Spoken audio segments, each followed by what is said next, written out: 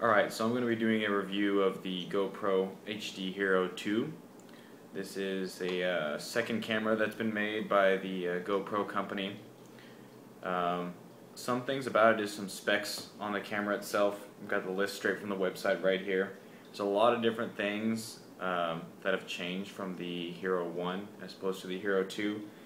Mainly the lens, they say, is 2 times sharper than the original Hero. It's a little bit better in dark situations now because the lens aperture has actually been fixed at a f2.8. So if you're familiar with cameras and apertures like that, it's a much bigger hole to let the light in now, so it works a little bit better in low light situations. It's got 2 different fields of view. One is the wide field of view, which is at 170 degrees, so it's almost, 180 degrees would be a flat line, so it's almost viewing everything in front of you. It just cuts off a little bit. There's also a medium angle. It's 127 degrees, and you can only use that in the 1080p video settings. So your standard WVGA and your 720 settings won't allow the lens to shoot in 127 degree mode. It says 90 degree narrow field of view on here. I think that might be for just the VGA. I'm not sure. As far as the resolutions they come in 4 different kinds of resolutions with a bunch of different frame rate settings. So they have 1080p, which is going to be your highest resolution, and you can shoot in 30 frames a second with that, or 48 frames a second. They have a 960p, which is not as popular as like the 720 and 1080, but the good thing about that is it does give you a taller sense of view. So if you're skiing or riding a bike or something, or you have it on your chest mount and you want to see more up and down and less width, it'll allow that. And with that you can shoot, it says here, in 48 frames and 30 frames a second as well, so between those 2 options.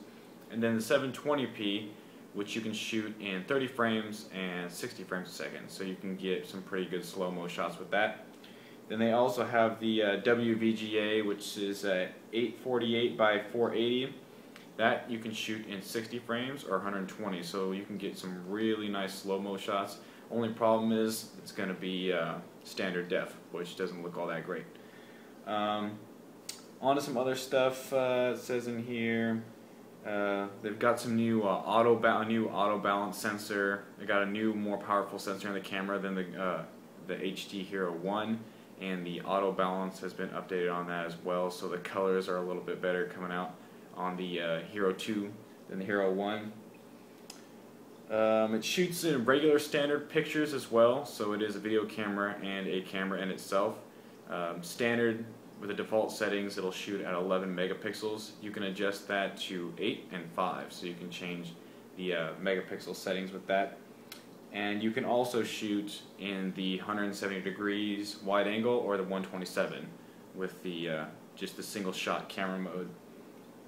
They also have a 10 burst photo option, to where in 1 second it'll do a 10 shot burst, so then you can just get 10 pictures in 1 second. And it's not 10 shots every second, it's just for 1 second, so it's not like you can sit there and have it running for 5 seconds and get 50 shots. It's just 1 second, 10 shots, so you can't stream them together like that. And for that, it also says it requires a class 10 memory card. The camera itself, they recommend that you have at least a class 4, but I know for the time-lapse mode, which I'll get into next, and for the photo burst, they suggest you have a class 10, just because it's a faster SD card. So as far as the self-timer goes, you can shoot between 60 seconds, 1 picture every 60 seconds, all the way down to a half a second, and there's a few options in between. You can't, I think it goes 60, 30, 10, 8, 5, and maybe 2, 1 and a half. So there's a bunch of different options there for shooting in time-lapse mode, and that, if you just click it once, whatever setting you have it to. So if you want it to shoot every half a second, it'll take a picture and it'll just keep doing it until you stop it. Like I said, it can hold up to a 32 gig memory card. That's the biggest it will hold, and they say it should be at least a class 4. I myself have a, I think it's a PNY, oh it's not in here, it's probably my computer. I have a PNY 16 gig, it's a Sony card, and that's a class 10, and I got it on Newegg for like 20 bucks, maybe a little over $20. So it works great for me.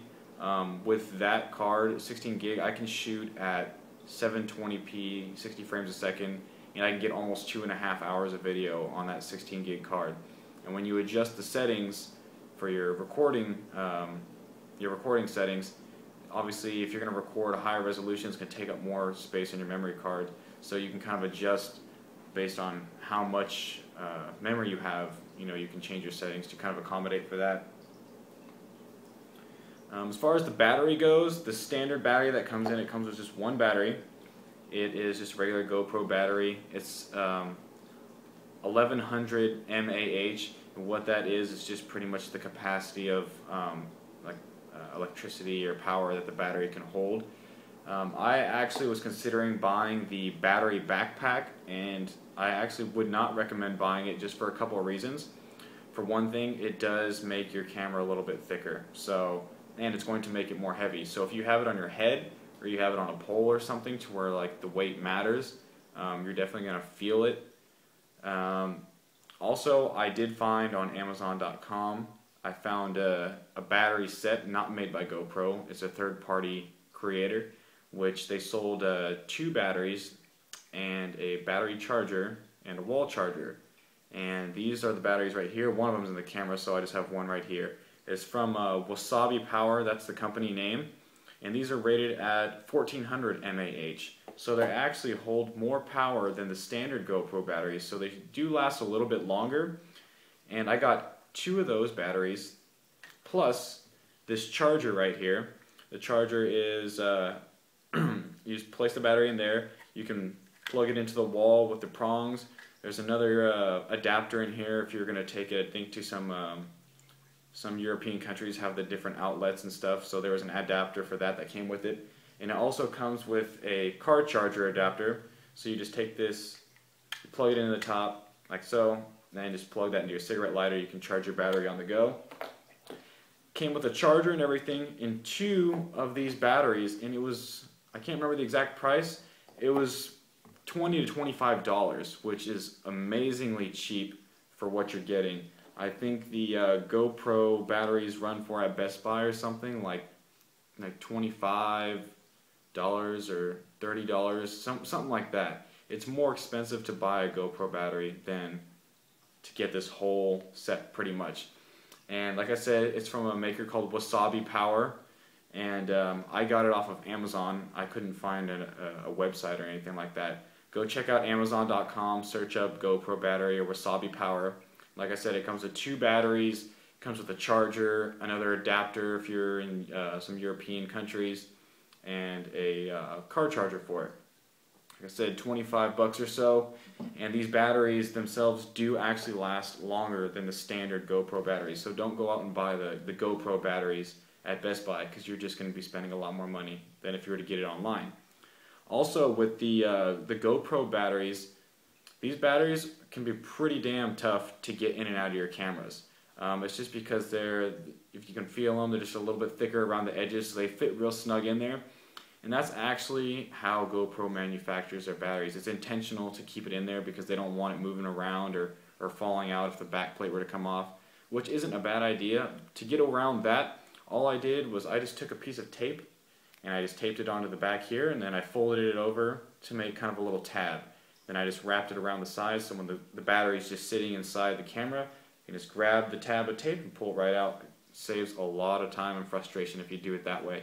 So I just got all my batteries set up like that. But the Wasabi power batteries are actually a lot easier to get in and out, even if you don't have the tape, than the regular GoPro batteries. So as far as the batteries go, I really suggest getting the Wasabi power ones. I got a whole bunch of stuff here, just some of my different mounts. There's three different 3 different types of camera bundles you can buy. There's the outdoor edition, the surf edition, and the motorsports edition. Now, something to understand with that is it's all the same camera, so you don't have to worry about buying the wrong edition. All the cameras are exactly the same. It's the same camera, same housing, everything. The only thing that's different is the mounts you get, and that's just because there's so many mounts. If they were to sell it all as one bundle, it would be really expensive. So, and you might not want all the mounts. What I got was the Motorsports Edition, so I can show you some of the mounts that come along in that. What I have here, this is just a standard GoPro housing. Comes with every kit you get. Right now I have the, this is the waterproof back door on it, so there's no holes in here. So the camera will just fit inside, close it up, and lock it down. The other back door that comes with it is this one, and it's almost the same thing as this. It's not waterproof though, because there's holes cut out in here, and that's just for better sound quality. And the GoPro does recommend, if you're going to use this back door, obviously don't use it anything in a wet environment, and use it in situations where you're going less than 100 miles an hour, just because the wind would just make it really noisy if you were to go any faster. Some of the mounts I got, this is just your standard flat mount that it comes on. Let me actually get let me take the screen off. Let me just put it in the case so you guys can see how it mounts on and how this stuff kind of works. So pretty much all the mounts are a little bit similar just in how they mount. They all come with a couple of thumb screws. So here you have your thumb screw, and this is going to be your mount. And they also have little adhesive sticky rails that you stick on like a helmet or whatever you want to, and that's how you're going to mount it. So I have a couple of those in here. I can just show you how it works out. Now there's 2 kinds of adhesive mounts that you can get. There's the flat and there's the curved. Okay, so the flat, this is the way the flat one looks like. It's just flat, straight flat on the bottom. So you're going to want to mount this on flat surfaces. Now this one, it's a little bit different shape, still same rail though, but it's curved on the bottom. It's got a little bit of a curve like that. This is really good for mounting on helmets and stuff, like on the front or whatever, because the helmet's not flat all the way around. So this is what you're going to want to use for something like a helmet. So what you do, this is the camera. There's a little part sticking out down here, and you just match it up with the gaps and whatever mount you have. Goes through there, and there's a little hole that runs to the bottom. You just take your thumb screw, goes through, screw it on, and there you go. It can mount, it can pivot back and forth, and this is kind of how the mounts work for all the mounts. And then you see there's a little prongs right here you can squeeze in. That's how you'll release the camera from the rail. But all it does is just slides right in, snaps in, and that's, if this was stuck on, say, a helmet, well, there you go. There's your mount for your helmet. So then to release it, you just pinch in the tabs. It's a little hard. Pinch in the tabs, and it just slides right off. So it's real easy to, you know, slide it in, slide it out. There's not a whole bunch of unscrewing and screwing on unless you're changing out the actual mount itself. Now I do have a few other mounts that it came with. If you got the Motorsport Edition one, it did come with a J-hook buckle. So kind of what this does is I like to use this on the front of my helmet if I'm wearing one. So I'll put this, see my helmet, say would be right here, and the front of my helmet's right here. I would have it facing down just like this. I'll take the camera, I'll put it on right here, so I get like the full range of motion like this, so I can kind of have it flush to the back. If you use this flat mount, say on the front of your helmet, you can't bend the camera back all the way because it doesn't have that full range of motion because you're hitting the back of this with the back of your camera. So I like to use this one on the front of my helmet just so I can get like that full range of motion. I can tilt it up as far as I want or tilt it down, whatever, and it still works out fine. This is kind of just a little mess I put together. It does come, I know it came with the Motorsports Edition. It's just a couple of different elbows that you can link together. So if you wanted to mount the camera, say, on the side of your helmet and face it out instead of on the top or on the front, there's just a couple of different, they're just little elbows that can bend around, pivot elbows, so you can make that happen. The biggest thing comes with obviously is the suction cup mount, so you can mount it on any hard surface like a car, and I've tested it out and it works great. It's an amazing suction cup mount. It's not really practical for what I use it, because I'm not a motorsports kind of person, but I just bought this kit because I just wanted to try this out, and they came with the J-hook buckle. So definitely a great mount, though. It sticks on there really strong. Like, I definitely trust the construction of this, and I've used it on a car before. I actually have some longboarding videos on my YouTube channel. You can go check those out, and I actually am using this mount to videotape some stuff. So definitely, if you're into motorsports and cars, racing, whatever, this is a great mount to use. Some extra things I bought, aside from all these other mounts, I did get the front helmet mount. And this is really handy in situations to where you want to film yourself and there's no one else to film you. It's basically the same thing as a J-hook buckle, because that part is right here. These two parts are exactly the same. But this does have an elbow right here, so you can mount the camera on the front, like so. And if this is on the front of your helmet, camera could be hanging down like this, pointing at you. And then if you want to actually switch it, you can just flip it up, and you can have it pointing forward. So it's very versatile in the way that you can use this mount in a couple different ways. Also, one of the best mounts I think I've bought is just this little piece right here, which is going to be the tripod mount. This base plate that I've got on here right here is just for a pole that I have, and I use this a lot. I've used some of it for my longboarding videos, all my my snowboarding videos I've used it for too.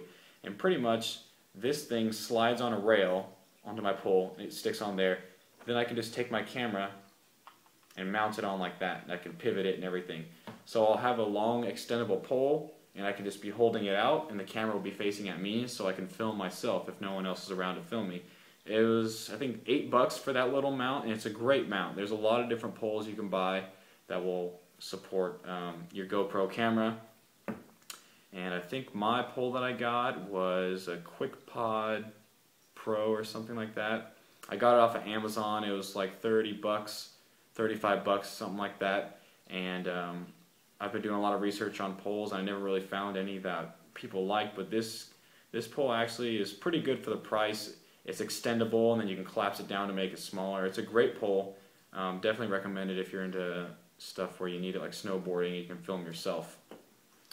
So other accessories I bought aside from all these mounts, the LCD screen, which definitely I think is worth it, but now that I have it, I don't use it as much as I thought I would. Initially I did use it a lot, and now I find that I don't use it as much as I used to. This is your LCD screen. It is $80. I got mine on Amazon, so they're pretty much all going to be about $80. It's really nice just because the camera doesn't have a screen, so if you want to know where you're filming or what you're filming, it's super handy to use. You can find out where exactly you're shooting and get the shots you want. There's just a couple different problems with it. For one thing, it drains your battery super quick. That's kind of why I don't like it the most. Also, it does add a little bit of weight to your camera, and then it makes it more bulky, and you have to use a different back door. Not a super big deal, but I've gotten to kind of know where my camera is already shooting at just by using it a lot, so I don't really need this. But you can play back the video and look at pictures and stuff using this screen, so it is definitely handy, but it does drain your battery really quick. So if you're going on a trip or something and you need a lot of battery life, then you're probably not going to want to run with this on here. So what you can do to get this on, it's super easy to install. There's really nothing special about it. It's very easy. There's just a little hook right here, and there's a little cutout right here. You just stick it in there and press it on in. There you go. It's installed. Then you can go ahead, power on the camera, and it should be turning on. And then there you can see the screen. So it's really easy to use. You can also view all the menus through here instead of having to use this front LCD screen, which is really nice also. So everything, you can just manually work through it just on the screen here, which is awesome. Really good thing about that. Some other things just about the camera and about actually this screen here. If you're going to use this screen, obviously you're going to have to use a different back door because it makes the camera a lot thicker than if you were to use it without the screen. So what they do have here for you is they have a waterproof back door and they have a non-waterproof back door. This one has cutouts on it for the sound. This one does not. Very easy to get the back door on and off of your housing. So this is your housing. I've got this flat back door on here. So just to pop it off, there's a little bit of cutouts right in here to where these things are made to pop off. All you gotta do is pull it off. Okay? Take your other one. It's got a little metal rod right here. Just line that up with the holes on here. Go ahead, press it on till it snaps. Then you're just going to want to take your camera, just place it in.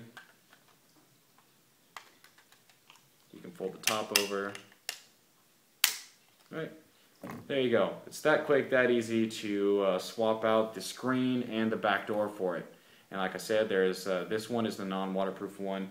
And it comes with both, waterproof one and the non-waterproof. When you buy the screen, it'll come inside there, so which is really nice. Does make it a little bit thicker, as you can see. It is a little bit heavier, so that might not be something that you're interested in. It's not too big of a deal, though. So some of the other settings with this camera, it does have a few features in which I like. Another feature on here is the one button mode, which pretty much you can go in the menu, and you can set this thing up to when you power it on, it'll start filming on the settings you have right when you power it on, which is really useful for somebody who does not know how to use the camera that well. Say a friend, you want a friend to film you doing something, and they're like, how do I do this? All you gotta do is press the front button once. Once it powers on, it'll automatically start filming. And to stop filming, you just gotta hold it, and it'll power off, and then it will stop filming. So they do have the, it's the one button mode. They also have a, I think it's called a spot sensor or something like that. Pretty much is used for when you're going between light and dark areas, or if you're shooting, say, from a car, which is a darker environment, out a window to a lighter environment. It just helps with the light balance and the white balance with that. As far as the front screen goes, this front screen helps out a lot and tells you exactly what you need to know on your camera. It gives you your battery life. It'll give you how many different files or videos you've taken. If you've taken 10 videos, it'll show 10 on here. If you've taken, say, 10 videos and 5 pictures, it'll say 15. So how many different videos or pictures are on here, it'll display it on your screen. It'll also tell you how much recording time left you have on your SD card, which is really helpful. So you don't have to keep guessing how much time you've recorded. It'll tell you exactly how much time you have left on here. It'll tell you your recording settings. So if you're shooting 720p 60 frames a second, it'll say that right on the front here as well. So it gives you all the information you need to know right on the front of the screen. Also, the new addition that they've come out with this camera, not only is the interface is improved, the screen right here is giving you more information as opposed to the GoPro 1, but they also have added 4 lights on here, a total of 4 lights. So you have a bigger, brighter light on the front. You have another LCD on the top here. You can't see it right here now because I have the LCD screen on here. I think the lights are actually LED, not LCD. There is another light, I think it's on one of these sides on the back here, and then you also have another light here on the bottom. So you have 4 different lights, so you can see it from 4 different directions. So you don't always have to look at the front to see that your camera is recording or it's not recording.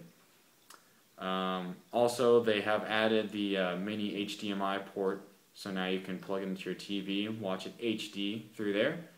They have a full-size audio jack in here, so you can connect a mic for a lot higher audio quality.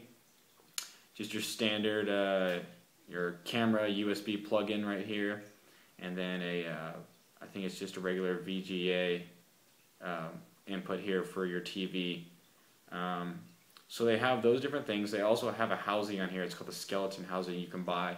And I think it's like 40 or 50 bucks from the GoPro site, which leaves all these side things exposed so you can plug stuff into it without actually having to take the camera out of your case or housing. So that's kind of useful if you're into stuff like that. Aside from all these mounts that I have here, there are definitely a few other mounts. depending on which kit you buy.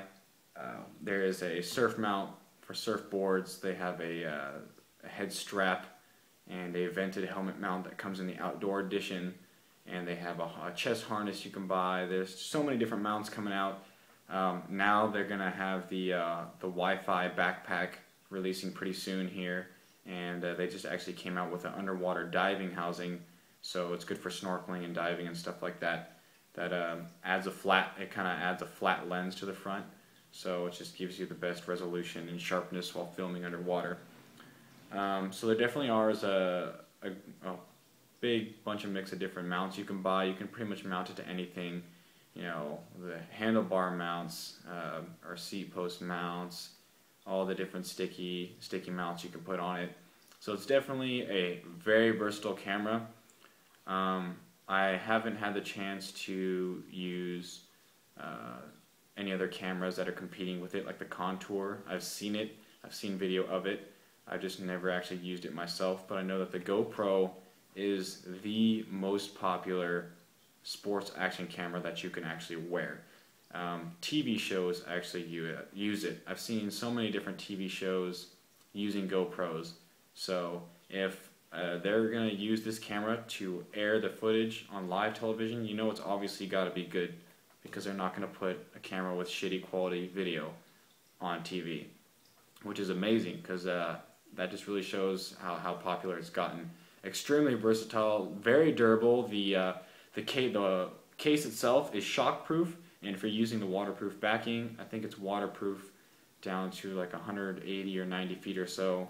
Different cases have different ratings on them a little bit, but it's somewhere around there roughly, but deeper than you're probably going to dive. So definitely very good underwater. I've actually used it underwater, and it's awesome underwater. No leaks, nothing like that. So it's definitely a great camera to use for anything. Doesn't even have to be sports stuff, but it is an amazing camera.